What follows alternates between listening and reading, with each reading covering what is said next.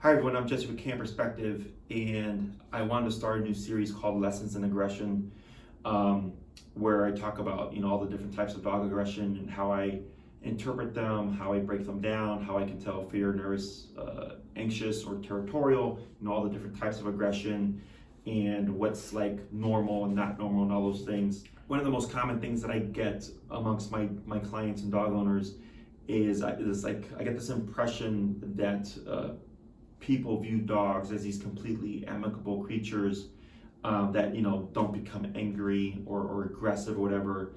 And then if you happen to have a dog that does display these tendencies, that your dog is like screwed up in some way or another. And it could be a dog that they've had for 5 years, and then shows one instance of aggression, and then all of a sudden the dog gets labeled as an aggressive dog. And I wanted to kind of just clarify things, in my opinion and in my theory of dog behavior, of how all this sort of stuff works. So the first thing is, dogs are not completely amicable creatures. They're not these peaceful, always happy, living beings. They go under stress just like every other animal goes under stress, and they have the responses of fight, flight, avoidance, submission. They become anxious.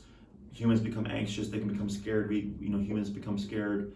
They can be nervous. We get nervous, and just like they become aggressive, humans become aggressive as well. Aggression is just not something that's solely something that certain dogs display because there's something wrong with them. All animals are capable of becoming aggressive. I think the biggest thing is that because dogs use their teeth because that's their self-defense tool. Whereas humans is punching, kicking, and pushing.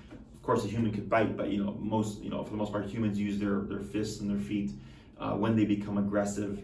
When I'm looking at behavior and I'm talking to owners, it's very interesting when they're talking about or describing their dog's behavior. They're like, oh, but my dog's not aggressive.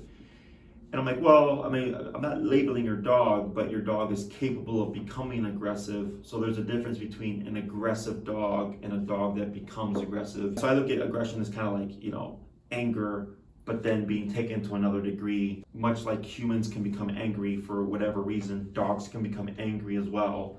And then a follow-up to that, if things are pushed, is aggression. When I come in to assess cases, I'm assessing the level of aggression, what's fueling the aggression, how severe is the behavior that is fueling the aggression. Like it's like kind of like a graph, and there's different scales to things, and I'm measuring different things of the dog's behavior, and that kind of gives me an idea of length of time and all that we're trying to address. But the main thing I do with behavior is I try to explain to the client that the normalcy of it in the dog world, because in the human world we made things complicated, because dogs, if they belong to someone or that person's property. If we have feral dogs and a dog bites another dog, like there's no problem there because nobody owns that dog that was bitten. But we're dealing with dogs within a home. When they get in a fight, whether it's over a resource or whether it's over a hierarchical or hierarchy type thing, because those dogs belong to a family within a home, that now means that the owners have to take the dog to the vet, which is a vet bill, and there's like all these other things that go behind it, which makes it not acceptable. Or if like one person's dog bites another person's dog, like outside at the dog park or something, again, it's that whole dynamic of my dog or this dog belongs to someone, and now there's like a vet bill, or now the cops are called, or like all these other things, right? So, but in their world, when they regulate each other, it's completely normal, it's completely healthy. It's just when humans get involved and we have these things like who owns who, that things tend to get more complicated.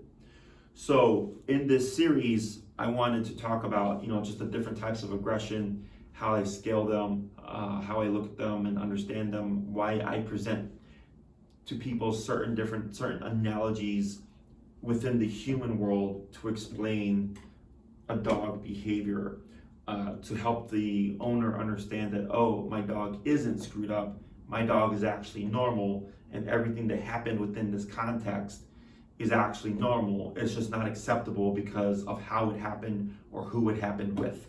So one of the first things I'm going to talk about in this series is just like territorial aggression, because I happen to have about 3 examples that I will talk about. I hope to educate, the general dog owners on how dog behavior actually works on a primal scale, and how that kind of works, in the human realm. And I hope it provides, a lot of insight for those that are looking to learn more about dog behavior, or those that are looking to get into dog behavior, or just dog owners that would just, like to understand their dog more. And these are all things that I do with my clients, of course, but this is more so just for the generalized public. So I hope you guys enjoyed this series. Again, I'm going to be titling Lessons in Aggression, and I'll also be doing other types of informational videos as well, just tackling other things that are not aggression related. So I'm Jesse with Canine Perspective. Thank you for watching.